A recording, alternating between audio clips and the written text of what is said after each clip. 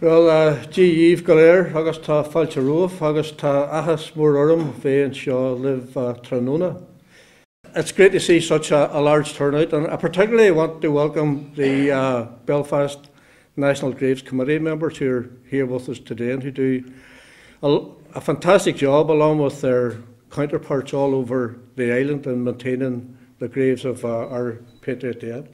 It's tremendous that everybody's here on what is an important occasion. Easter is hugely important for all of us, and there's probably not a person in this room that doesn't know somebody or some family, and may even be members of families in this room who've lost loved ones as a result of the conflict.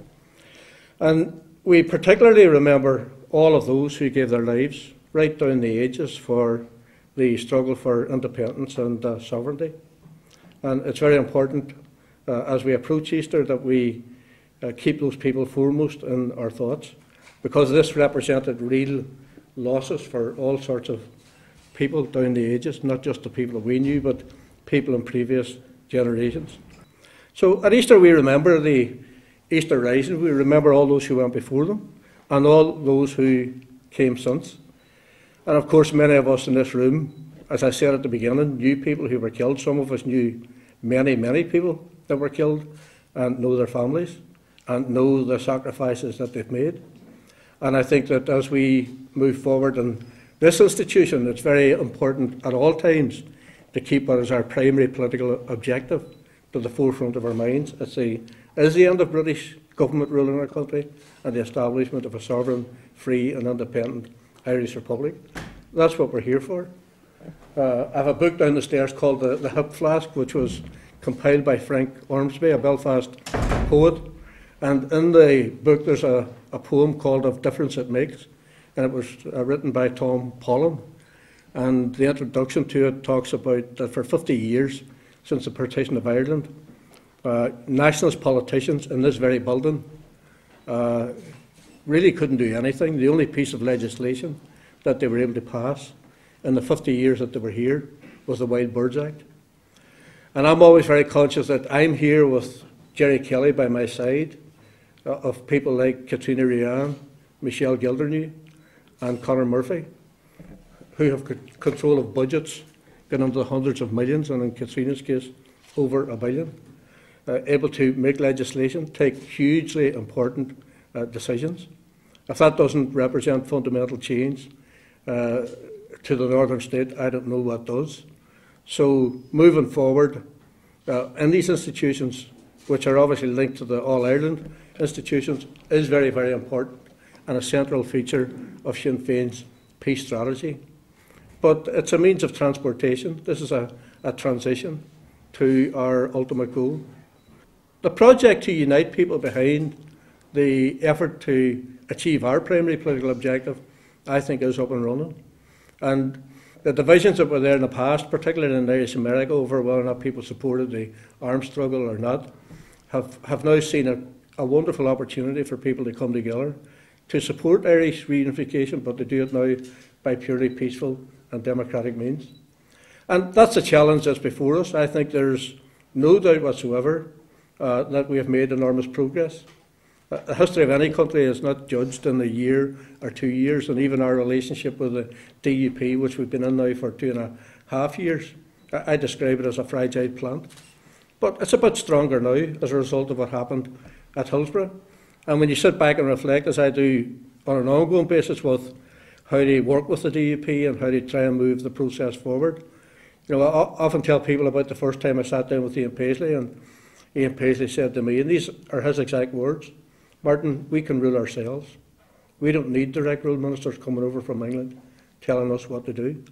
And when he said that, for me, that was common ground that we could stand on. And when I look at how Peter Robinson had to deal with the different difficulties that he faced over the course of the last couple of months, he had huge decisions to make around the issue of transfer of power in policing and justice, because he had to face down Jim Allister and the TUV. He had to face down the Ulster Unionists who were opposing the transfer.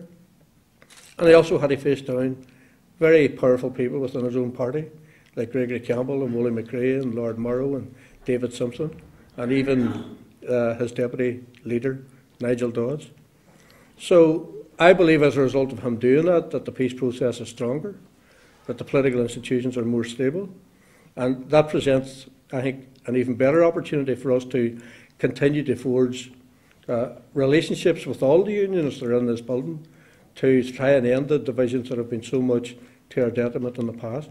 I think all of that's consistent with the project to bring about Irish unity.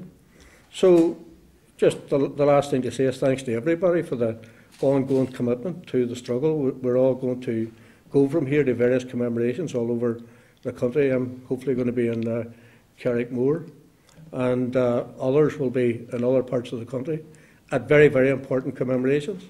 It's an opportunity for us to renew our commitment to the struggle, to renew our commitment to our primary political objective, and to do so knowing that we are making enormous progress. The last year has seen Sinn Fein, as a result of the European election, become the largest political party in the North. We're now faced into other important elections, the Westminster elections, and a year from now, the Assembly elections. And all of these elections have brought important change.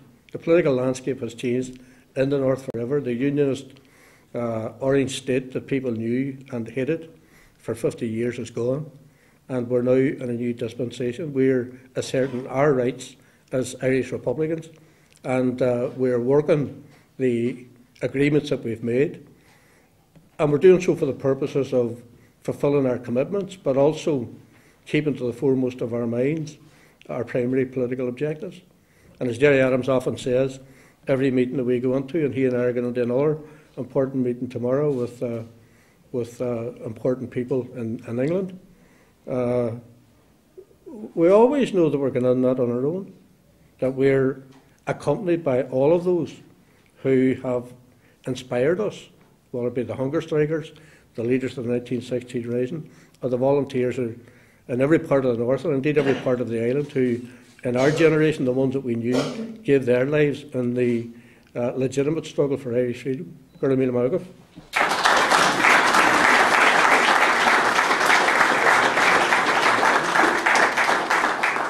The Easter Lily has always had significance down the years, particularly at Easter, given that the significance of the men who died in the 1916 struggle and the consequences later for their families and for looking after the internees and the prisoners was developed by the women in struggle at the time, and who decided to get a mechanism whereby they could raise money to keep the families of the people in jail, of the volunteers in jail.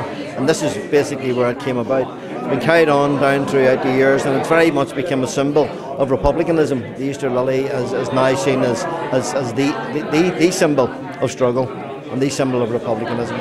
I think the most incredible thing that has come about this past few years is the fact that we are actually here in the seat of unionism, launching the Easter Lily, which is a fantastic achievement, and full credit to the men and women of the Republican movement who have brought the struggle this far, and it is basically a new phase of struggle. Easter Lily is also very important to the National Graves Association in that we use it as a fundraising source year in and year out. We have approximately 3 Republican plots in Milltown Cemetery and roughly about 30 other extra graves that which you have to care for. We are also conscious of new memorials, new monuments being built on a regular basis in Belfast, and it's an uphill struggle, but a worthwhile struggle, and very much a voluntary struggle by everyone concerned, to raise the money, to keep the enthusiasm to get going, to get the work done, in order to keep those monuments and those memorials befitting the men and women that they're named after.